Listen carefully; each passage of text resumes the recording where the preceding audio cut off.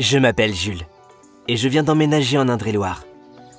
J'ai entrepris de découvrir la région et d'explorer les plus beaux lieux du département.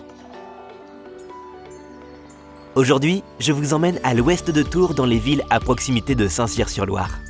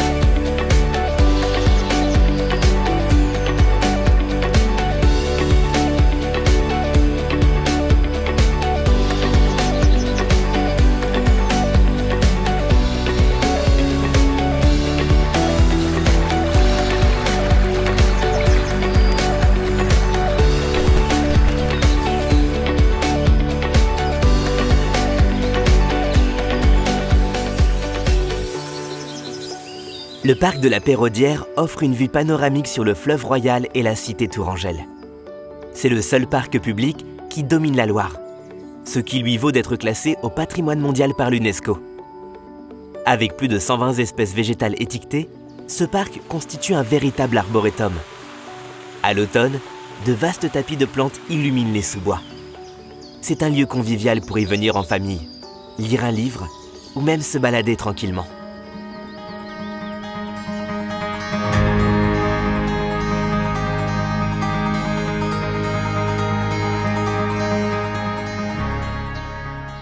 Le château de Luynes est un ancien château fort fondé au XIe siècle, plusieurs fois reconstruit et remanié, qui se dresse en aval de Tours, sur un promontoire rocheux surplombant le Val-de-Loire. Cette forteresse, inscrite aux monuments historiques, a été en partie détruite par le comte d'Anjou en 1096, puis reconstruite au XIIe siècle, se révélant comme stratégique durant la guerre de Cent Ans.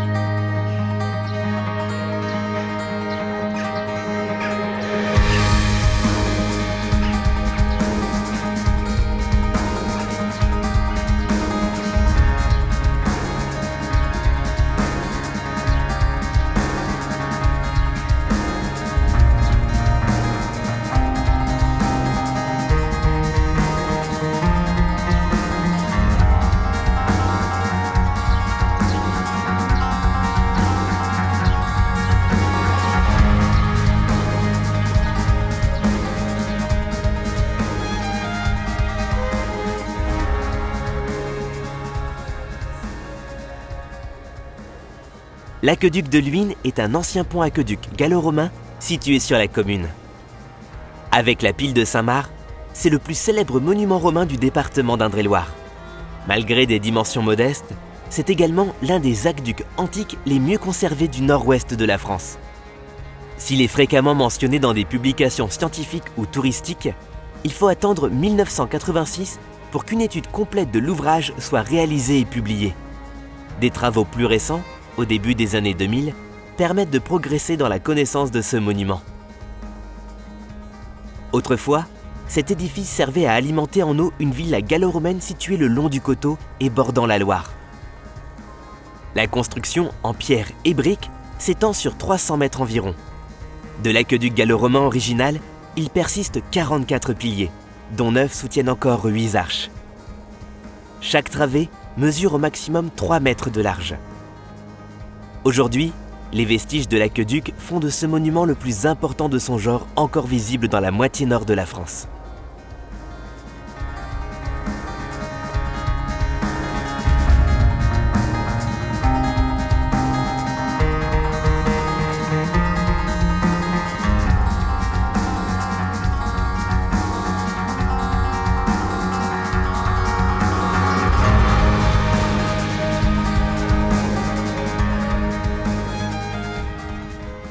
Le troglodyte désigne l'habitant des cavités creusées dans la roche calcaire.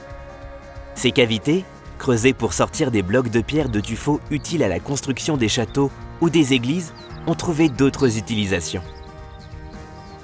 L'association L'Art en Troglo est un parcours artistique vous invitant à découvrir des sites troglodytiques et de nombreux artistes. Peintres, sculpteurs, photographes et artisans d'art vous accueilleront au cœur de la Roche.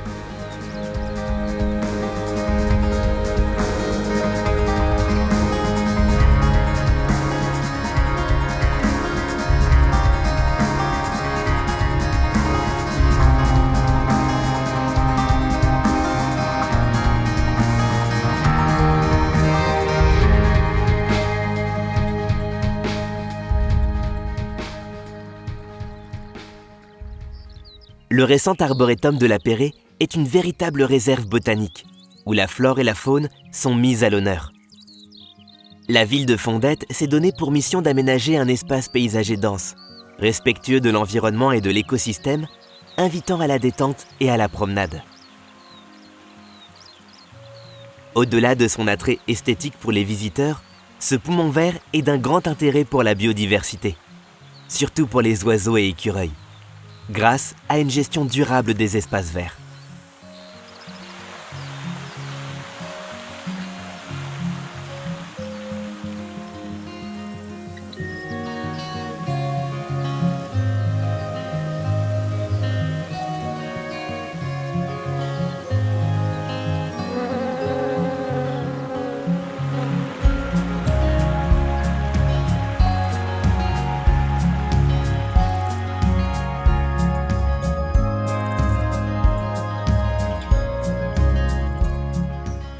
Situé au nord-ouest de Tours, sur les communes de Fondettes, Saint-Cyr-sur-Loire et la Membrolle-sur-Choisy, le site Val-de-Choisy est parcouru par la rivière du même nom et quelques canaux.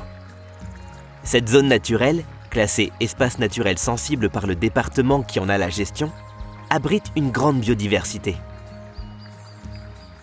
Quelques pas suffisent pour passer des marais et prairies humides aux boisements, puis aux coteaux escarpés qui dominent la vallée.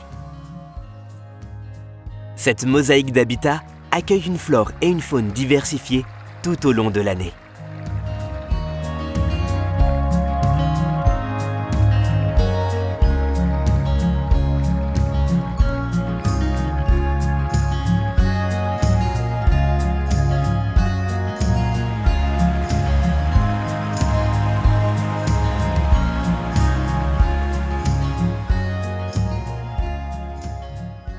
Les 2 hectares du parc de la Tour, classés depuis 1960, célèbrent les auteurs et la littérature.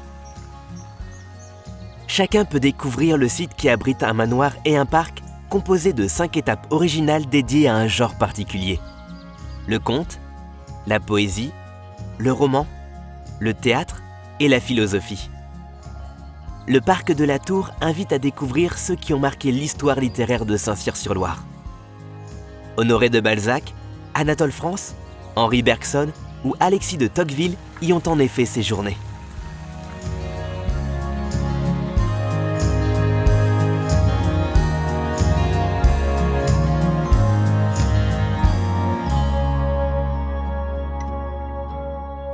La surprise d'un salon de thé sympathique au centre de Saint-Cyr-sur-Loire.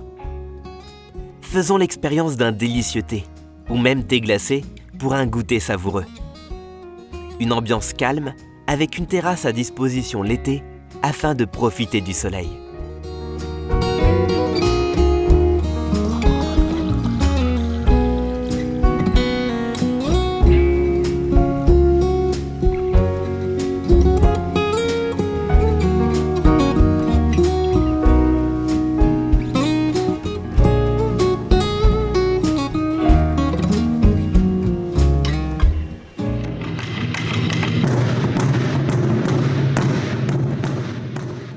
En 1991, le lycée Conan a ouvert ses portes à Saint-Cyr-sur-Loire. Pendant 23 ans, cet établissement a accueilli des élèves japonais venus suivre leur scolarité en France. L'association Amitié Saint-Cyr-Japon est née en mars 2013 de la volonté de perpétuer l'âme de cette institution qui ferma ses portes la même année, en laissant derrière elle de nombreux souvenirs et quelques trésors, dont ses tambours japonais et ses rythmes. Le taiko est un art de jouer du tambour au Japon. C'est depuis longtemps associé à l'histoire du pays en associant force et souplesse pour produire un son qui résonne au cœur des gens. On peut y venir le pratiquer en intégrant cette association ouverte à tous.